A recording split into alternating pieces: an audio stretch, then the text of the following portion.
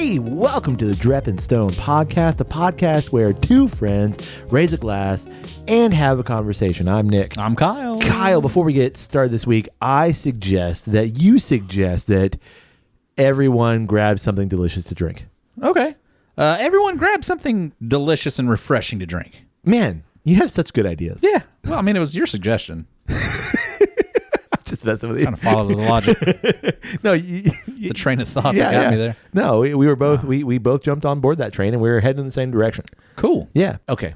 We got something in the mail. We did. And we probably already posted this on social media. Who knows how any of that actually works. Yep. But we got a package from our friends at Rationale. The delicious NA beer that we absolutely fell in love with. Oh, yeah. They sent us a little care package. Yeah. We saw that they were releasing their Kolsch. And as soon as we saw that, I was like, oh, we got to email Jamie. Yep. Like, Jamie, come on, man. Like, hook us up. Please. And guess what Jamie did? He sent us an amazing, like, beautifully, like, curated little care package. Yeah. With, like, the whole setup. Yeah, it's beautiful. It had 4 cans of the Kolsch, Yep. which is unfortunately not enough. Yeah, for sure. And it had like 2 of these really cool little glasses, like taster glasses. Yeah. Fantastic. Yeah, such a great presentation, like, high quality stuff. Oh, yeah. I highly recommend, like, we cracked that open. We actually, like I said, we did it for a social media thing. But I highly recommend it. Yeah. I have a little bit in my glass. I'm going to take one more sip. Ready? Yep. That just sounded like a good sip. Yeah. You know what? Probably the best. It tasted sip. like a good sip too. Yep. Yeah. That is fantastic. It's super light and refreshing. Yep. And it doesn't have all of the weight of the alcohol. Yeah. And just incredibly flavorful. Everything you want out of a Kolsch, they found a way to do it. Yeah, without, again, the alcohol, which is just fantastic. Yeah, all the flavor and none of the hangover. And if you want to hear more from Rationale, go back to our episode that released on April 10th of 2024. It's actually episode 237. We hung out with Jamie, one of the founders of Rationale, and we talked all things NA beer. Great conversation. So much cool information. Go back and give it a listen. Yeah, and more importantly, go grab yourself some Rationale. Yeah, figure out a way to get some of that. You're gonna love it. All right, but for the episode, yeah, I've got us a drink here that hopefully will lend itself well to probably a deep conversation. A weighty one, at least. I like the words that you're saying. What do you got? I've pulled out the Weller 12. Wow. Yeah. Did you win the lottery or something? How did I get this? I think through the program. Oh yeah, got this out of a vault, if you will. Yeah. You know, a little program thing. It was a Weller that I had never had. It's one that's highly sought after. Yeah. And said, hey, might as well. It was the best thing available to me at the time. So I pulled the trigger on it, and we have it here in front of us now. I'm happy that we do. Yeah, so, I mean, this is our 4th Weller. Is it really? Yeah. So we've had Special Reserve, the green label. Okay, the regular Weller. We had the Antique 107. Okay, that's right. Red label. We've had Foolproof. Ah, the blue label. The blue label. Yeah. So now this is the Weller 12 black label. Wow. Yeah, moving our way through the Weller Reserve. It's only taken us, what, 5 years? Well, 5 years of the pod and like 7 years total. Yeah, for wow, sure. Okay. It's just another one of those bottles. I've never seen it to buy. I've never seen it to purchase. I've never seen it anywhere where I could acquire it. So it was just kind of one of those things of like, I kind of have to pull the trigger. Yeah, I mean, and when we say that, like, we've seen it, but we've not seen it at a price that we're willing to pay. Right. Yeah, because I've definitely seen this bottle, and it's always at that top shelf, and it's like, that's a lot of zeros. I mean, I'll be honest, I don't know that I've ever seen it in a store to purchase. Really? I've probably seen it in a, fancy establishment. But yeah, so I mean, I've probably seen it maybe at a restaurant or at a bar, but like I don't think I've ever seen it in a store. Oh, okay. To purchase. I've seen it, but I've very readily passed it up. Yep. Yeah. Yep, for sure. Okay. Well, can we open it? Yeah, let's get into it. Okay, let's do it. Hey, Kyle, pop that cork. No, sir. This is a Weller. It's beautiful. They don't cork these. Thank you, sir. Beautiful. And there we are. The Weller 12 year. The original wheated bourbon. So this is regular Special Reserve, right? Just at 12 years. I would assume so. So the ABV is 80? 90. Oh, okay, 90. That's right. Yeah. Okay. All right. I mean, color-wise, This thing is pretty dark. Yeah, I mean, for a 90 proof, right, at 12 years, yeah, it's got some color on it. Well, and I think the black labeling is a bit of a trick of the eye too. Like it makes it look a little darker in the bottle. Definitely in the bottle. Yeah, in the glass, like, I mean, we don't have a bottle of regular Weller, but like I'm just looking at some stuff that would be similar, and it's a shade hair darker. Yeah, it just looks like brown liquor. Yeah, no, for sure. Yeah. Okay. Should we roll it? Yeah, I did. I like to talk about the things that I'm doing. You know what I mean? Like I need to announce it so that people know that I'm doing it. Interesting. Yeah, because I'll tell you why. I don't want to be that because there's a microphone. Well, absolutely, there's that, and also like I don't want to be that bourbon podcast guy that like doesn't roll his whiskey. Oh, and so like somebody be like, yeah, Nick doesn't roll his whiskey. Any Dreppin Stoner would know. We've already covered that. Multiple times over. Like, dude, this is episode 281. Yeah. We've been doing this a minute. Always roll and swirl. Yeah. Okay. All right. We're coating that glass. On the nose. I get a lot of cherry. Real cherry. And like cherry cordial. Yeah. Cherry and syrup. Syrupy cherry. Like you're going to take some of that and like sprinkle it on some ice cream. You dump it on some ice cream. Maybe some dark chocolate shavings. I get library. Like yeah. like Art Deco library. Like that library's been around, a minute. Oh, it's college library. There's a little bit of dank in there too. New York Public Library. What is that urine smell? No, I mean like old books, like a used bookshop, like just old, but like not just old books, but like the smell of a book that's been like used a lot. Ooh. A lot of dog earring. Yeah, a lot of highlighter. Not dog earrings. Right. Dog earring. Is that unethical? Can you put an earring on a dog? Sure you can. I mean, I don't think I would. Maybe like a clip on Doberman.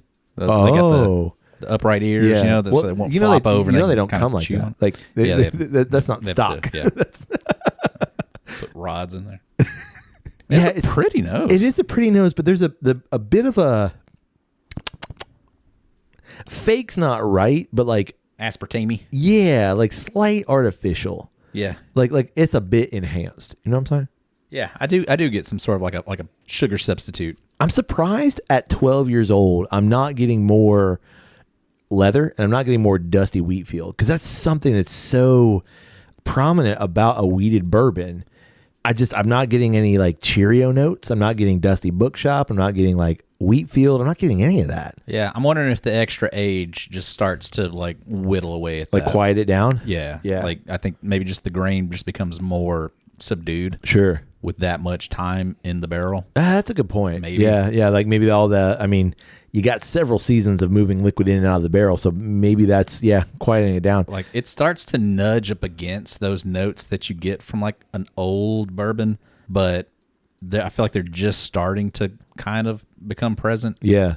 I mean, this is just another example of like I'd be really interested. Like, what does this nose at 100? Right. Sure. Or at 110. 110. Yeah. I can tell you, I expected more oak and I expected more leather, and I'm interested that I'm not getting it. Yep. Maybe that's just on the nose. So, does that mean we should go to the palate? To the palate. Oh, that is very cherry. Yeah, like I get Queen Anne cherry. I get cherry and caramel. Yeah. Like punchy. But there's where the oak is a little more prominent. It's on the back end and like the back. Ooh, it got a little bit of hug going on. Ooh. It's not prominent. It puts its hand on the small of your back and it like kind of guides you. Sure. It's not like a heavy-handed bitter. Right. To me, this is kind of like this is kind of why Weller is so popular, and I think so many people like Weller. Yeah. Is that it's really friendly. Super friendly. It's not bitey. It's not complex, and it's not harsh. It's just easygoing. You just described regular Weller. Yeah. And you described this, and I think that's a bit of my problem. Yeah, I mean, I think it is essentially the same thing. Just it's got a little bit of extra age on it, and it's got a little bit extra proof on it. But other than that, it's and a lot of extra cash on it. If you're gonna pay for it, for sure. I mean, it's been a minute since I've had regular Weller, but I don't know if I would get the age on it. Like I think there's definite differences because like that I don't remember that cherry note at all on regular Weller. Right. But would you get? Wow, that's an old bourbon. I think you would definitely. I think there's way more flavor in this than there is in the green label. Mm-hmm. So I think there would certainly, and I think this has a fair amount of flavor to it. Agreed. You know, it's not a watered down weak whiskey by any means. It's smooth sailing. It is dessert. Yeah. I think there is more flavor in this than there is in what I remember Special Reserve having. And is that due to just the age? Perhaps, but I don't know. My recollection of Special Reserve has always just been way more watered down and just kind of lackluster. It's the same proof. So then it has to be the age. Yeah. There's more flavor, but I think what I'm kind of missing is what I liked out of the other older bourbons we've had recently is the complexity, is a bit of that slight roller coaster. Yeah. Because like you just said, it is smooth sailing. Yep. Like it's just easy going. It's, it's yacht rock. Right. Yeah. It does have like an air of like formality to it. Ooh. In its palate, because it doesn't have like those, it doesn't have anything funky. Mm-hmm. It doesn't have anything harsh and challenging.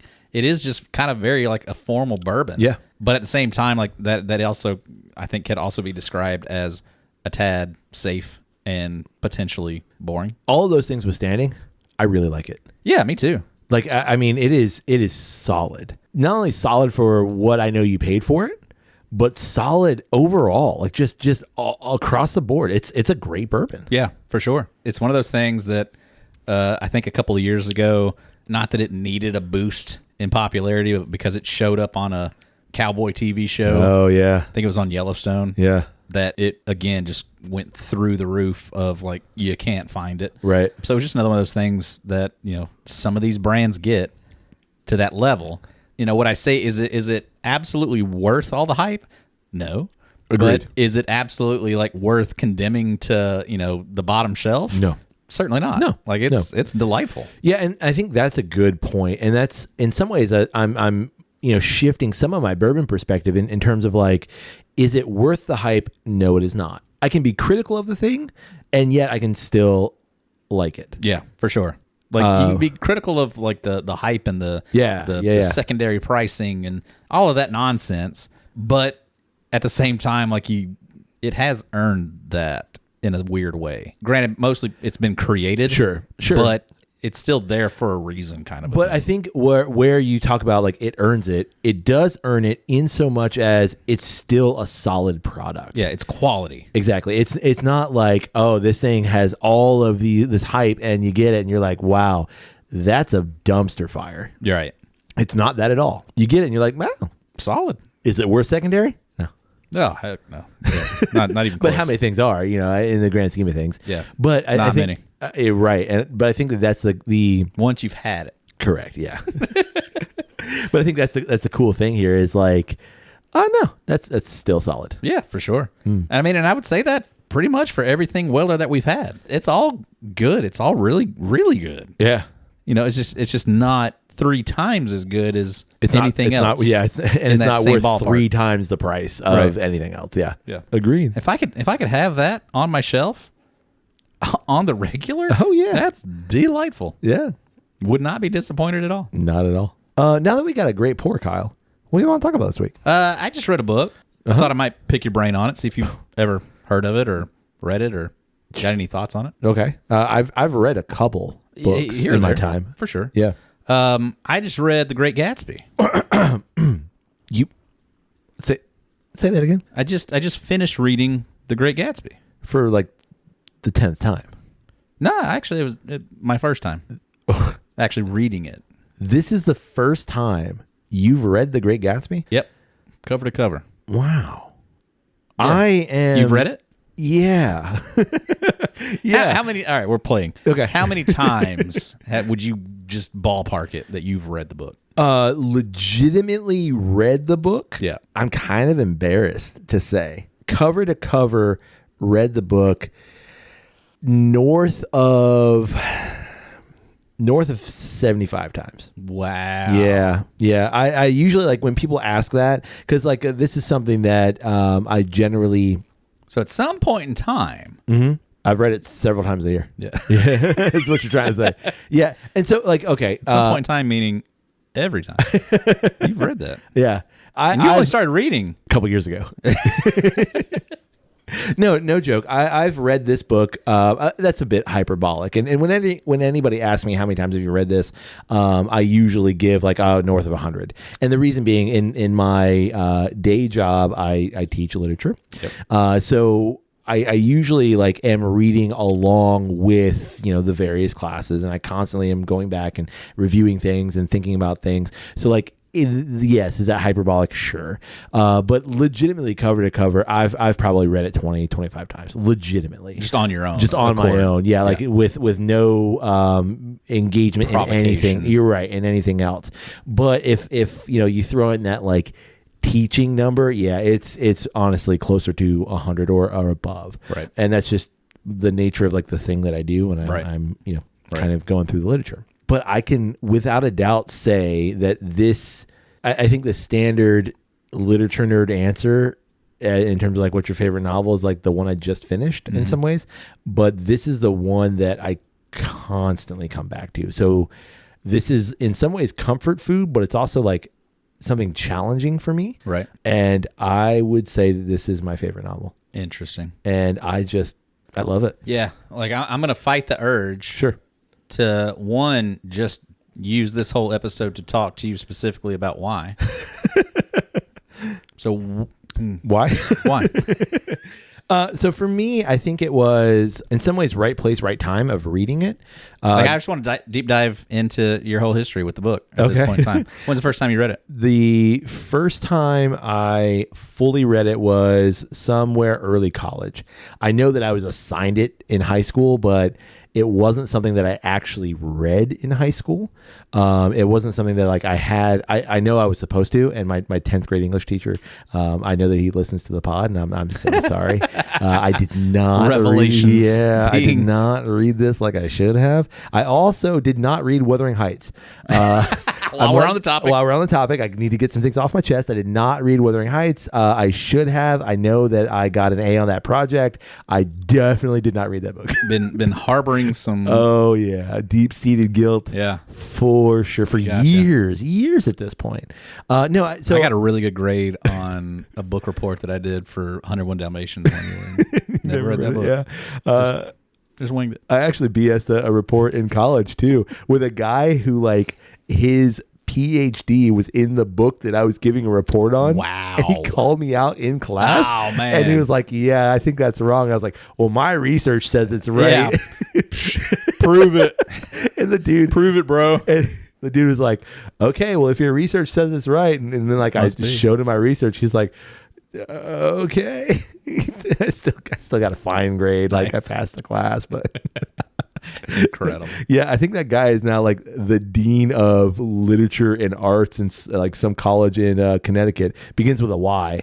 Anyway, so all of that to say, I think the first time I actually fully read it was early college. Gotcha. And did it grab you immediately by the groin? Immediately. No kidding. Like I can remember ripping through it the first time. Like so much so that, and rarely do I do this anymore, I put the book down, did something else, and I immediately went back to it. I read it, if not a single session, like maybe one or two, maybe 2 or 3 sessions. Like I ripped through it. Because to be fair, reading The Great Gatsby, I mean, it's most printings, it tends to be in that 160 page-ish mark. Mm-hmm. So it's not super long. Yeah, it's not a tough read. It is like so many of that era, books of that era, it's a deceptively tough read. So I think like I just ripped through it, man. Sure. And I read it legitimately cover to cover once a year and have ever since. Any like, is there a time of year that like triggers that, or is it just no? You get an itch for it. I just get an itch for it. Yeah, I get an itch for it, and I think like that to me is what makes The Great Gatsby so special. Is that it's not a seasonal book. It's not something like I almost always read A Christmas Carol every Christmas season, or listen to it or some version of that. The Muppets, obviously. No, I always listen to or read Dickens's version. Yeah. And so that's obviously is very seasonal for me. It's usually around that Christmas season. Sometimes I read it like right after Thanksgiving. Sometimes I even read it right after Christmas. But The Great Gatsby is something that kind of transcends that. Like I'll read it any time of the year. And for me, it's one of those books that, I don't know, it's just the way that it functions within my life, but I grasp something different every single time. So as I age and as I go through seasons in life, not just like, summer, fall, winter, spring seasons, but like just seasons of life in general, like there's always something that just jumps out at me every single time I read it. That first time you read it and it grabbed you in the gooey bit. Yeah. Like what grabbed you? Is it the structure? Is it the way that Fitzgerald wrote the book? Is it his turn of phrase? Is it just the plot in general? Like what really got you? So it's two things. For me, it was the beauty of the writing. Fitzgerald, especially within The Great Gatsby, is a very poetic writer. There are many, the manner in which he expresses certain things going on within the novel tends to be more poetic than it is prosaic. So like, yes, it's prose. He's writing a novel, but like descriptions are a little more highbrowed and in some ways like than they need to be. And there's this like elevation of poetic writing that I love because I love poetry too. And there's also this sense of guarded nature. It's weird right there that you would even say that it's more highbrow than it needs to be in reference to this book. Yeah. No, and that's for like, sure. That's the whole point. That's the whole point. And but it also is I really identify with Nick Carraway in so much as like the individual that he is and is expressed and written. And it kind of coincides in some ways with one of my other favorite books, The Perks of Being a Wallflower, in that like you have this first person limited narrator. It is weird. It almost kind of jumps back and forth. There's like a point in time where it feels like Carraway is talking to somebody else. Yeah. Telling the story, but then other times he's also like talking directly to you. It's the multiple perspectives and points of view within the book where it's Nick, but it's only what Nick knows. And there's a way in which I'm drawn to that. And it's also after reading it the first time and it grabbed me by the gooey bits, like you said, it was my perception of the novel and realizing the dissonance that was inherent to that in terms of like, if you've never read it or if you read it not esoterically, if you read it kind of ephemerally, like you just pick it up and read it and you're not like thinking about it necessarily. I think you could read it like a love story. I think you could read it like a buddy love story in some ways. And I think that is not what this book is. It's not what it's supposed to be. It's not what it is. It's like listening to... Well, that's what it is on the surface. Correct. Like if you listen to Born in the USA, like it's a banger. Oh yeah. You think that's like... And you think it's a very patriotic... Yeah. And it is not at all. Yeah. Like on the surface level, yeah, it's a patriotic, like Born in the USA. Yeah, hell yeah. And you listen to the lyrics and you're like, oh. Oh. And like so many of Springsteen's songs are like that. Yeah. Where it's like, you got this like great beat, this like upbeat song, like he's like belting it out and you're like, wait, who hit who? What's going on? Like I'm just living paycheck to pay, so it's very much that dissonance. And that just grabbed me. Like you have this thing that is venerated for being something. And then like, it is very clearly not supposed to be that. Right. Sorry that I'm gushing over this. No, like that's honestly like... Do you want to see my tattoo? That's why... I got to take off my pants. What is it, green light? No, I wouldn't do that. What would you do? If you could get a Great Gatsby tattoo, is it an old Rolls Royce with like one wheel on the side? Just a broken windshield? Yeah. No, honestly, it'd probably just be quotes. Like I've thought, like legitimately thought about that. Right. And like, it would be tough to pick like the yeah, especially the first one. Yeah, just give me a whole chapter on my butt cheek. Well, that's what I got. Oh, called it. Yeah, chapter 12. Yeah, like that's part of why I wanted to read this because like we've had this conversation. Obviously, like we've talked about how like this book specifically is different for you, and it holds like a higher echelon of literature recognition for you. Yeah. And so like I wanted to read it just because I could never have. What I hate about it. Well, can I ask you before you tell me that? Well, it's not going to ruin anything. Oh, okay. The thing I hate is that I saw the movie first, and I hate that. I wish I could have had the experience of reading it. I don't disagree with you. I don't disagree with you. Yeah. And like I love the Leonardo DiCaprio version. I think really do. It is a fair, like they stay pretty. Yeah, as like bizarre as Baz Luhrmann movies are, and as bizarre as that movie is, I really enjoy it. Yeah. But I was like reading it through that filter, Sure. and that was frustrating. I don't disagree. Yeah. And yes, it absolutely shapes your perspective. Yeah. Because that was not my perspective. I read the book several times at that point by the time I watched the movie. There's not many instances where I can think of where I watched a movie and then went to read the book after. Yeah. But yeah, I don't recommend it. The whole time I'm reading it, like I could not get, I couldn't create my own setting, and my own like vocabulary. Sure. Because it was already provided for me. So like I couldn't get DiCaprio. Sure. And Peter Parker out of my head. Maguire. Like it was just overrun by them every time. And for me, like DiCaprio, I actually think nails pretty well what I thought Gatsby would look like. The beauty of The Great Gatsby as a novel is you really don't know a whole lot about Nick. Like you don't really know what he looks like. You know a lot about Gatsby. You know a lot about everybody else.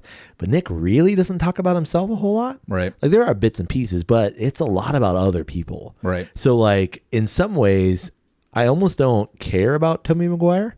Like I'm fine that he's in there. I think he does a good job, but he's just like a kind of an ancillary thing in that case to me anyway. That, and I thought like, I mean, at least the movie perspective of like that he's in like something of like an insane asylum or like something telling this story. Sanatorium or Terium. I can't remember which, but he's supposed to be like a raging alcoholic, basically. Right. Yeah. Which fits. Yeah. There's some evidence of that, like in terms of how Fitzgerald wanted to approach it, but that's not necessarily true to the book. Right. Yeah. Well, and certainly like it's not like it's an aspect of the narrative in any way like it is like in The Sun Also Rises. Right. You know, it's not that kind of a thing. Like they certainly talk about like they're going to go to town. Well, be sure to go ahead and grab a bottle of whiskey for the road. You know, kind of a thing. Several. Yeah, like grab it, put it on a towel. Like, but it's also at the same time it's not expound upon. It's not as relevant and such a necessity and like almost like a character of the story like it is there. Here it's just more or less just kind of it's just the time. And granted, interesting that it's written in a era of prohibition and set in that state of time. Yeah. You know, but it was still obviously just still, you know, it's still available to those who need it. Correct. And can acquire it. So I really am happy for you that you're reconnecting or just experiencing for the first time all of this classic literature. Also, as someone who's in their middle years, like reading all of these things that I don't like that. Like you should have read this. I don't like people that say that, and I don't like putting that on myself and other people. But all these things that maybe in some ways are so ubiquitous and like everybody quote unquote knows them, but like you're experiencing them now. Like I envy you that you get to experience it for the first time. Right. Because like I remember my reading of the first time. Right. So like that's so cool. Yeah. So I want to know, what did you think? And don't, I mean, if you absolutely hated it, like don't, you know. Not at all. Like I told you before we had this conversation that like, and I feel like this falls into that same category of like, I've read a lot of these like quote unquote classic American literature focused pieces recently. Yeah. And like so far, like every single one of them, like as I'm reading it, I get through it and I'm kind of left with like, I'm surprised this is as revered as it is. Interesting. Yeah. And I would say that with Gatsby. And I think it's essentially just my naivete of the medium. Just not having like the full appreciation of the poetic writing versus something that is more dumbed down and not as intellectual or creative in a way. But like I don't know what necessarily I'm expecting them to be. Right. Just the ones that I've read recently, I'm kind of like that was a good story. but it surprises me that so many people wrapped this up and were like, yes, to the point that became like, oh man, you got to read that. You know, I think of it in terms of just like pop culture nowadays. Sure. And so like that's why I think of like, yeah, it's classic American literature, so it must have at some point in time kind of been that thing at an earlier date of like, oh man, if you haven't seen latest Avengers movie, you got to go see it. It's wild, it's crazy. So everybody saw it, or Avatar, or whatever it is. That feels like that's what these things must have been at some point in time. Yeah. And maybe it's the wrong frame of reference. You know, maybe that was a much more like diluted, or not diluted, but actually distilled, concentrated thing of like the people of this understood that this was a great thing. I see what you're saying. Not the masses. Yeah. Even though the masses require it to make it what it was. I see what you're saying. I think more so than like the analogy to like an Avengers movie, I think it's more of like Infinity War and Endgame. Like it's that kind of thing of like, this was something that spoke to the zeitgeist and in some ways challenges it and also engages with it on a level that is in some ways timeless. So like, do I think that every Marvel movie is going to stand up to that? I do not, by any means. But I think that people will still be watching. Obviously, they're still going to be watching Marvel movies, but I think like there are things that will stand up to that. And in 70 years, someone's going to watch, or people are going to still like, oh no, that is the movie you need to watch. Like, unfortunately for like something like Marvel, is like, in order to really understand the gravitas of Infinity War and Endgame, you've got to watch 25 other movies or whatever. Sure. But like, here it is, you know? Yeah. And I guess that's kind of it for me also, in terms of like, you know, this is like you're saying, like this is like 170 pages. Yeah. And it's concise enough that it certainly has the nuance, and it has the veil of like the fun of richness. Yeah. The fun of leisure, and this veil of luxury. And certainly that like reading into that and trying to like place yourself in that West Egg, East Egg society is fun. Yeah. Trying to, you know, imagine what it must have been like to go to those parties and things like that. But the fact that it just like that it would have grasped so many people and like been like, yes, this is the good stuff. Yeah. You know, this is what you want. For whatever reason, like I definitely enjoyed it. And like that's like the fun thing for me of like reading these things is like, I get it. I loved it. I really enjoyed it. I'm just kind of surprised that like at the same time that like other people got into it. So I can tell you this. So initially, The Great Gatsby was actually not a popular thing. It was not the popular choice. It didn't sell very well. It actually, in some ways, was Fitzgerald's demise. In some ways, like it also, like there's a story. There's actually a really good book on The Great Gatsby. It's called So We Read On. And it's by Maureen Corrigan. It's fantastic. And if you love The Great Gatsby or just any classic literature, it's so good. And she like deep dives into a lot of things surrounding Fitzgerald, surrounding the work, surrounding like popularity. But basically, The Great Gatsby only became popular in the 40s. And so the book was published in the 20s, and it only became popular in the 40s. And so much like Fitzgerald never saw this. Like he never saw the popularity and the reach of The Great Gatsby. He died before this happened. No kidding. And so it became popular because American GIs, as they were going to fight in World War II, whether you know the Pacific or the European theater, they were requesting entertainment. You know, there would be periods where we're just sitting around or like, I want some version of home. And somehow Scribner, the publisher of The Great Gatsby, like entered a deal with the government of like, yeah, we'll give you these. And like Gatsby was part of it. And so they printed these like pocket-sized versions that would fit in like the breast pocket of a uniform, right. A military uniform. And so The Great Gatsby was one of those books. And it was, I don't know if it was like the most widely printed one, but it was widely printed and it was sent to all these soldiers. And so a lot of soldiers read it and it reminded them of home. and it reminded them of New York, and it reminded them of like the things that for whatever reason they were fighting for. Right. And like not just that, but it was like it's very, it's kind of like this is a quintessential American book, even though it didn't sell very well. So then people came back and they were like, this thing. Like this got me through. Yeah, and I don't know, like maybe that's a little bit romanticizing the scenario, but like in some ways, yeah, it was like this thing is something that like took me out of that current situation. But it's also like, man, did y'all finish the book? That this is what we're fighting for? Like, I mean, the overall like theme is more or less that like it doesn't matter if you're not born into it, you're not a part of it. Right. It doesn't matter how much wealth you amass. It doesn't how much luxury you wrap yourself in. If you're not in the club, man, you can't get into it. Right. And like you don't even try to do this. Yeah. Yeah. Because it's just, doesn't matter what you achieve. Yeah. Be it accolades, be it, military service, whatever it is. But I think in some ways, like though, at the money will still overtake you. Sure, and that is absolutely one of the readings of it. But I think like at the very end, the last couple of lines, so we beat on boats against the current, borne back ceaselessly into the past.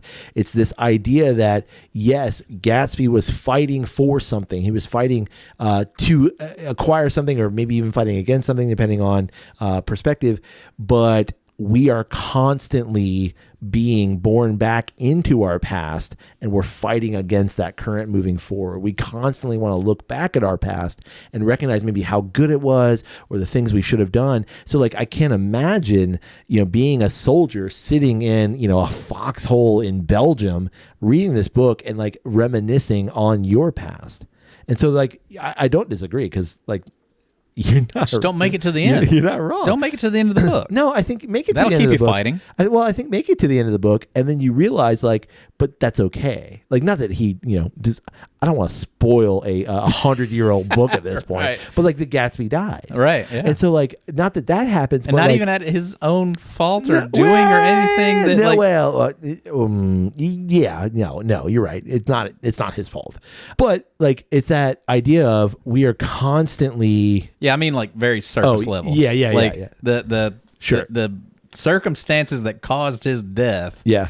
Nothing there was like at surface level his doing. Right. He was covering, and then he was also like striving so hard to achieve his final goal that he was willing to dismiss things that he really shouldn't have. Yeah. And it ends up getting him. What I'm getting at is that the ending, Gatsby believed in the green light. You had something that you were willing to sacrifice for. And for Gatsby, as an individual, that's what he's doing. He sacrificed everything for that one thing. And whether you want to call like that a fool's errand or like that's just ridiculous, like this person never really wanted you anyway, all of those are true, which is also why I love it. Like the nuance and the constant debate. But the line then is, it eluded us then. I'm doing this from memory. It eluded us then, but that's no matter. Tomorrow we will run faster, stretch out our arms farther, and one fine morning. And I can't like, obviously I've never been in that situation, but like today was shit. Today was horrendous. And yes, it sucked, but that's okay. Here in the midst of it all, here's the hope. Tomorrow we will reach out our arms. Tomorrow we will. And one fine morning, it will all work out. And that's okay. Yeah, Gatsby died. And I recognize like that's a problem. But it's what he represented and the things that he was willing to do. And I think like in some ways, and I want to be clear, like that is, of my many readings, that is a reading. Like I have alternative. Sure. But like, I understand it. Is that the current? That's one of the currents. And I'm born back ceaselessly into the past. Right. Yeah. No, but I think like that's also part of why it endures. It's that like, it's a matter of, I mean, Nick says this at some point in the novel, this is a matter of infinite hope. Right. That's what he represents. In some ways, like this like everything else be damned. It's a matter of infinite hope. That, and like, in thinking of it in those terms, like it's such an appropriate point to put across for a novel written in America at that point in time. Yeah. Perhaps that's like why reading it now, I'm kind of disillusioned by it. I think it's that no matter how bad things are, there is still tomorrow. There's still that hope for tomorrow. And so I recognize like why that would resonate with anyone. Yeah, I still just look at it as like, how do you see that? Yeah. When your main character got shot in the back, how do you still have room for that hope? Like the blindless hope, I guess. But like, do you not like? I guess even from Nick Carraway's like perspective of like, how do you not recognize that as like, man? But you still got to have your head on a 360 because it wasn't Gatsby's fault. Like Nick, that's what Nick is trying to say. This was not Gatsby's fault. It was the things that preyed on Gatsby. That's the problem. So I think like in some ways Nick is saying like, yes, Gatsby was shot. Yeah, but it's not Gatsby. Like sure, Gatsby was singularly focused. Yes. Gatsby like didn't have his head on a swivel. He was unaware of all these things. But like how many people are that? How many people are singularly focused? Like, this is my goal in life. This is the thing that I want to do. I need to accomplish that. And that's okay. It is okay. Until you get shot in the back. Nah, it's not that, but it's like, but pessimistic, like absolutely like grumpy old man take is just like, but for what? Why are you so like willing to like disregard everything else? Like for quote unquote love? For like puppy love, for like the love that I had 5 years ago, and I just want that back. I want that feeling back so bad, that to disregard everything else that I have accomplished, all the wonders that I now have at my fingertips, I'm willing to like just absolutely let it all wash away for that green light. And I think that's part of to go back in time. I agree and with rewrite it all. I agree with your pessimism. That's part of the folly of that too. Right. And like I think Nick in the novel recognizes that. Recognizes the foolhardy thing here. But don't champion it. I think it's not necessarily I'm about to say you're about to. Yeah, I'm digging myself a bit of a hole. Not I think digging a hole, but you're just maybe I'm contradicting myself in some ways. I think it's the recognition that like that is the default human practice, like that we want to think about our past and like how can I change it? Okay, so if I can repeat the past, and Gatsby says this, like Nick says you can't repeat the past, and Jay responds like, of course you can, and so like there is that recognition of folly. But like that's the constant thing that we want to do. We want to repeat that past and make it better. I want to like fix it for Nick and say that it's because you realize that that's actually the best that there is. Right. Is to die still reaching for the goal, to still think that you can reach it. But now that's good. Yeah. But now on this side of it, and to see that it like you never had it. You never had a chance at getting it. It was never even within your reach. It's wonderful that you were able to go out still thinking it was within reach. But that's what I agree. And I think like that's what keeps us going though. Like how many of us, I'm going to get maybe bleak, but how many of us like that is the thing. You can get famous because people do it. You can get rich because people do it. So now we spend our entire lives trying to do those things. And for what? Like, what do we miss? And I agree with you completely. What do we miss out on because we're trying to do that? Right. Yeah. Maybe that is an American-centric thing. Maybe it's not the living in the moment and like actually enjoying the time. Look around you. Oh yeah. Come on, Gatsby. Right. You got it made. But like guy. how I don't know who she is, but she ain't worth all this.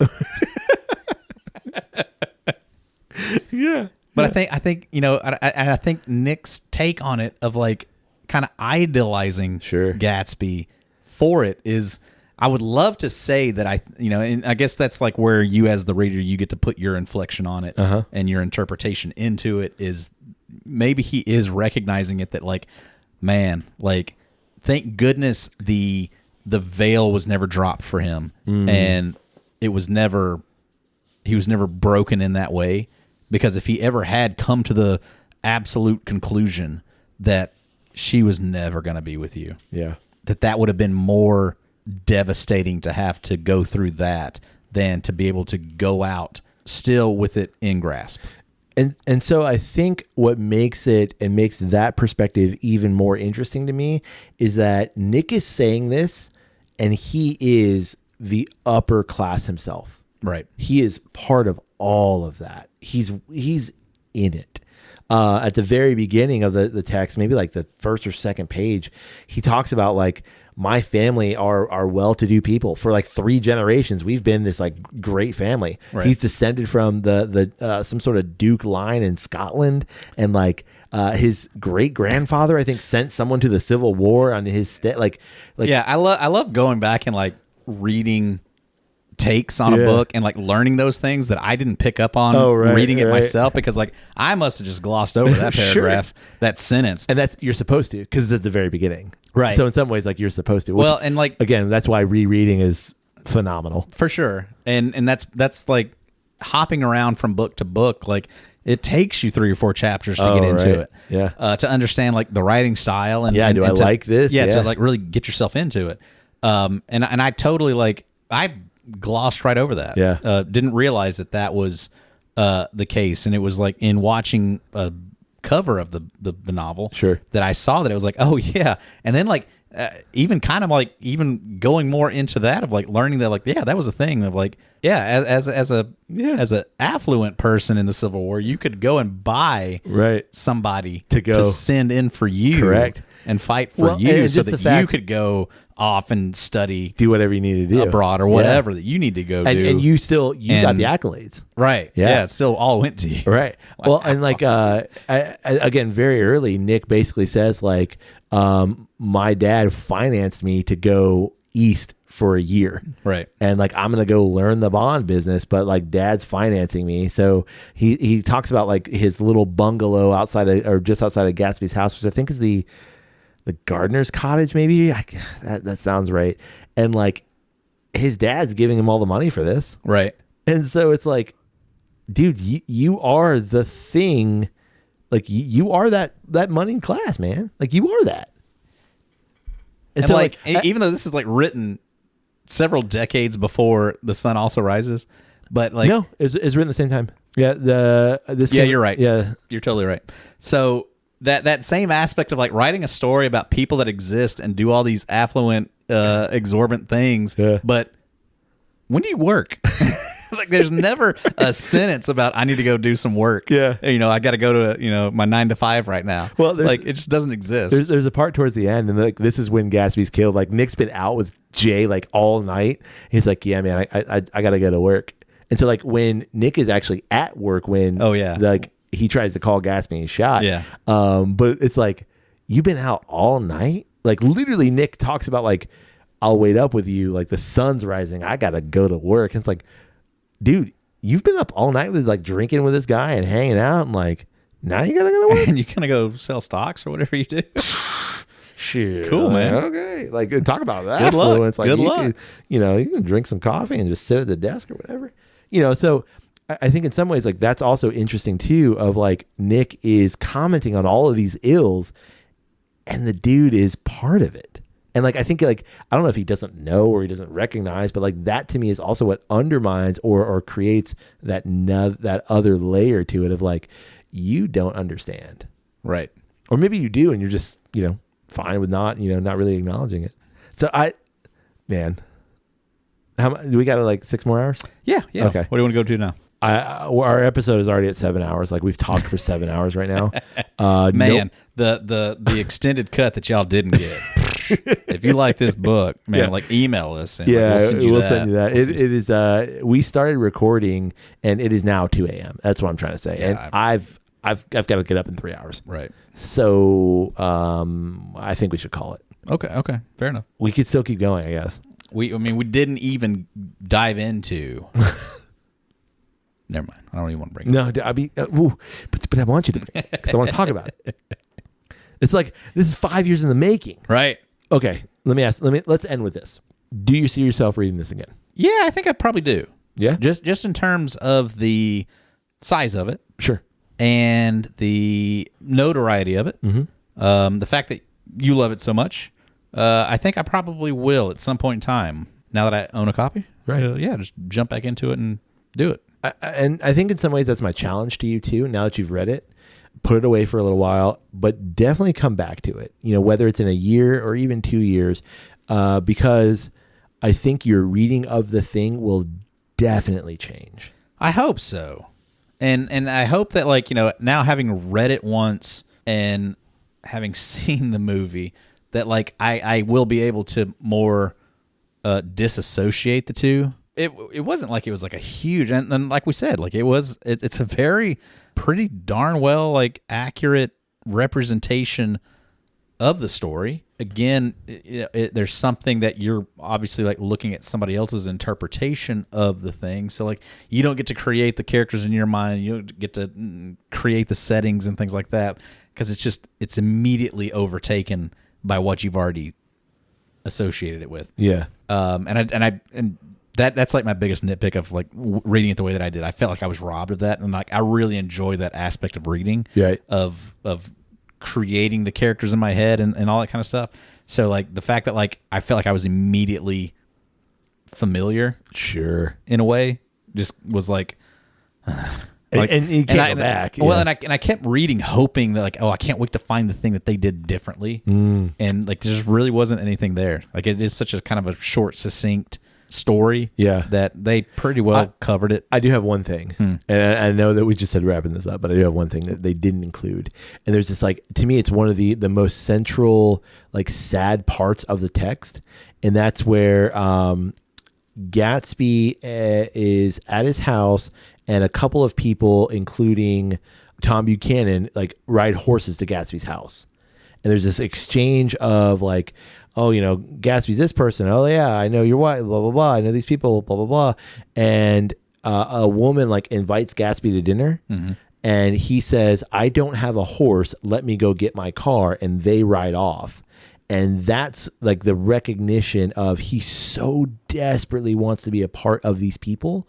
And you get a little bit of this in the Plaza Hotel scene where Tom says, like, you will never be me. Like, you can have all the money in the world, but you will never be me. Right. And so they cut that scene of, like, Gatsby, like, looking at the people riding away. To me, it's one of those, like, throwaway scenes almost. And I recognize why they cut it, but, like, it is so central to how we should perceive Gatsby as this, like, tragic figure. Well, and I think that one other thing that I picked up too was the fact that once Gatsby and Daisy start seeing each other again on a more kind of regular basis, that he fires his entire staff and rehires a bunch of new people who aren't, like, upkeeping the grounds very well. That's not in the movie. So, like, that was, like, an interesting, like, oh, we're doing the thing, man. Yeah. And it's like Nick notices it and he's like, what's happening? And like, Gatsby more or less, like, tells him, he's like, yeah, I had to, like, fire everybody. They're too close, and these people are just like, they're not good at it. It's like, that's interesting. We're doing the thing that I said that we shouldn't do, and we're talking about it. Yeah. Right. It's so good. That and just the fact that he was willing to take it again to, like, that level. Right. Of like, I'm gonna do whatever it takes. I get to fire all these people. Done. Like, they all need to keep their mouths shut. Well, I'm glad that you liked it, and I'm glad that, or I'm hopeful that you do indeed reread it again. I'm sure I will. Yeah. You got anything else? Plenty more. Yeah, but we should. It's now 2:45. Yeah. Yeah. Here we are. Oh boy. All right. Well, we'd love to know, what do you think about The Great Gatsby? Indeed. What is your favorite aspect of it, and why do you keep coming back to it? And if you've never read it, what are you doing? Yeah. Have you waited this long? It's been out. Go grab it. It's been out a minute. $5. You can go get you a copy of it. Sure. Free. It's part of the public domain. It's free. Yeah. I'll go get you. Yeah. You can print it out, local library, if you want. Probably the Library of Congress. You can probably just look it up. Probably. Oh, yeah, for sure. Yeah. Or Internet Archive or whatever. Or just go to your local library and take that copy and walk out. There you go. Yeah, they got more. Actually, don't do that. That's probably a felony, because it's like, public property kind of thing. True story. Yeah, you don't stay away from that. Public property. Also, yeah, we'd also love to know, what do you think of the Weller 12? What's your favorite aspects of it? Why do you keep coming back to it? Is it worth the constant search for it? Yeah, who knows? And would that be like your pour at Gatsby's party? Nah, it'd be that Remus Gatsby bottle. I want to try it. Yeah, for sure. That'd be that first. It's a bit expensive. That first Saturday, but then the next one, I might hit up the Pappy. He's got I got a whole case open right over there. Yeah, sure. How much gin? Okay, he's got 12 bottles open of the 23-year-old. Open. And that's just for him. Yeah, But and he they're didn't really just drink, sitting so, there. yeah. Like, dude over there's carrying one around. I'm sipping from it. Sure. Well, you can get in touch with us through email. It's drepandstone@gmail.com. You can also get in touch with us through social media. Find us anywhere. It's DREP and Stone, all just kind of one word smashed together like a big old sandwich. Yeah. Wherever you're socializing media, we are too. Come find us, like us, share a thing, like a thing. Those are really cool things. You can also support the podcast by rating Drip and Stone wherever it is you find great podcasts like this one. Financially support the podcast through our Patreon page. That's patreon.com/Drip and Stone. And finally, you can support the podcast by telling your best friend and your mistress about Drip and Stone. Let Daisy know. You know, I mean, she's got all that time to kill during the day. She's doing nothing else. Like, I mean, she got a kid, but does she really?